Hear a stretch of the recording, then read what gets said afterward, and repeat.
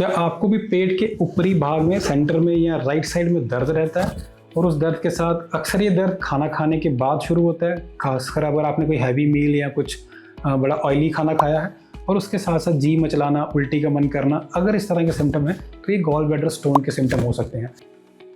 नमस्कार, मेरा नाम है डॉक्टर अरुण के शर्मा। मैं हूं consultant minimal access and gastro surgery. आज हम बात करेंगे गॉल स्टोन्स और इसके होने वाली दिक्कतों के बारे में और ये कैसे होते हैं। कैसे होते हैं? अक्सर गॉल ब्लैडर एक लीवर की जो डक्ट आती है उसके साथ एक आउट पाउचिंग होती है जिसमें पित्त थोड़ा सा स्टोर रहता है। पित्त एक नॉर्मल प्रक्रिया से लीवर में बनता रहता है और इंटेस्टाइन में आता रहता है, बट थोड़ा सा उसमें गॉल ब्लैडर में एक अलग से रिजर्वायर होता है जहाँ पे गॉल ब्लैडर में थोड़ा सा पित्त स्टोर रहता है और ये हमें हेल्प करता है जब हम एक्स्ट्रा कुछ हैवी या फैटी मील लेते हैं उसको डाइजेस्ट करने में, एक्स्ट्रा पित्त इंटेस्टाइन को प्रोवाइड करके। बट किसी वजहों से, जैसे इस नॉर्दर्न बेल्ट में देखा कि जो गंगा के किनारे हैं जिनको गेंजेटिक बेल्ट बोलते हैं, फीमेल्स में हार्मोनल चेंजेस की वजह से या जिनकी कोलेस्ट्रॉल लेवल ज़्यादा है, सुपर सैचुरेशन की वजह से कई बार ये जो पित्त है ये सैचुरेट होता है और उसमें स्टोन बनना शुरू हो जाते हैं। एक बार स्टोन बन गए तो गॉल ब्लैडर में स्टोन बनते ही जाते हैं और ये ठीक नहीं होता, इसको वापस रिवर्स करने का कोई चांस नहीं है। और ये जो स्टोन है ये अक्सर जब एक गॉल ब्लैडर को आप इमेजिन कर सकते हैं एक बैलून है जिसमें एक ऑयल भरा हुआ है, जो ऑयल जिसे आप पित्त कह सकते हैं, जब वो सैचुरेट होकर स्टोन बनना शुरू करते हैं तो ये गॉल ब्लैडर में दिक्कत करना शुरू करते हैं, पेन करना शुरू करते हैं, क्योंकि गॉल ब्लैडर बहुत पतली लेयर का होता है, गुब्बारे की तरह होता है और जब वो स्टोन रहते हैं तो उसमें स्वेलिंग आना शुरू हो जाती है जिसकी वजह से आपको पेन फील होना शुरू होती है, आपको डिस्पेप्सिया या एसिडिक प्रॉब्लम ज़्यादा रहती है, क्योंकि अब वो गॉल ब्लैडर एक्स्ट्रा बाइल जो है आपको प्रोवाइड नहीं करा रहा, एक्स्ट्रा पित्त प्रोवाइड नहीं करा रहा आपके इंटेस्टाइन को उसको एक्स्ट्रा डाइट को पचाने के लिए। इसको निकालना क्यों ज़रूरी है? क्योंकि अब स्टोन बन गया तो ये काम नहीं कर रहा। दूसरी चीज़, स्टोन से होने वाली कॉम्प्लिकेशन। एक तो गॉल ब्लैडर में अपने लेवल पे ही उसमें स्वेलिंग, सोजिश आ सकती है, रेयर केसेस में इसमें पस बन सकती है, ये फट सकता है। और दूसरी चीज़ है वो स्टोन स्लिप करके लीवर की नली में आ सकते हैं, जहाँ उसने पित्त डालना था वहाँ उसने स्टोन डालना अगर स्लिप कर गया तो लीवर की नली को ब्लॉक कर सकता है, जिससे जॉन्डिस हो सकता है और जॉन्डिस कई बार कोलेंजाइटिस, आपको फीवर, चिल्स और बहुत सीवियर कंडीशन में भी हो सकता है। और कई बार देखा गया है कि ये जो लीवर की नली जब नीचे आती है तो पैनक्रियाज की नली भी इसके साथ जुड़ती है, कई बार ये पैनक्रियाज की नली को भी ब्लॉक कर देता है साथ ही में, अगर वहाँ ये स्टोन स्टक कर जाए जहाँ पे कॉमन चैनल होता है लीवर की नली का और पैनक्रियाज की नली का। अगर इसने दोनों नलीज को ब्लॉक कर दिया या खाली लीवर को ब्लॉक किया तो जॉन्डिस हो सकता है, खाली पैनक्रियाज को ब्लॉक किया तो पैनक्रेटाइटिस हो सकता है जो जानलेवा भी हो सकता है, और कई बार दोनों को ब्लॉक करे तो जॉन्डिस के साथ साथ पैनक्रेटाइटिस भी हो सकता है जो और भी ज़्यादा डेंजरस कंडीशन है।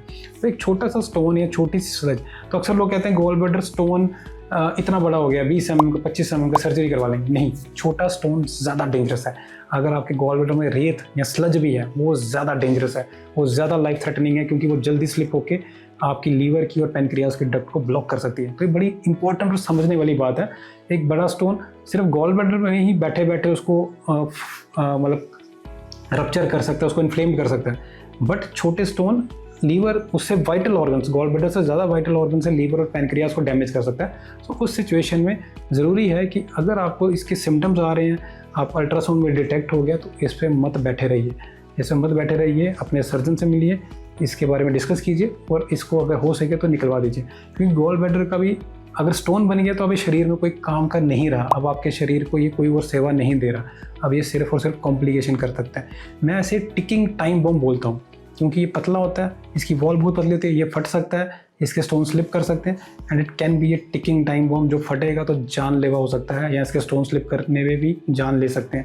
एक डेंजर सिचुएशन होती है। अगर आपको हल्के सिम्टम भी हैं, अल्ट्रासाउंड करवा के अगर उसमें स्टोन कन्फर्म है, meet your surgeon. Minimal access तरीके से दूरबीन से 3 छोटे छोटे होल, बहुत 5 mm 10 mm होल से इसको निकाला जा सकता है।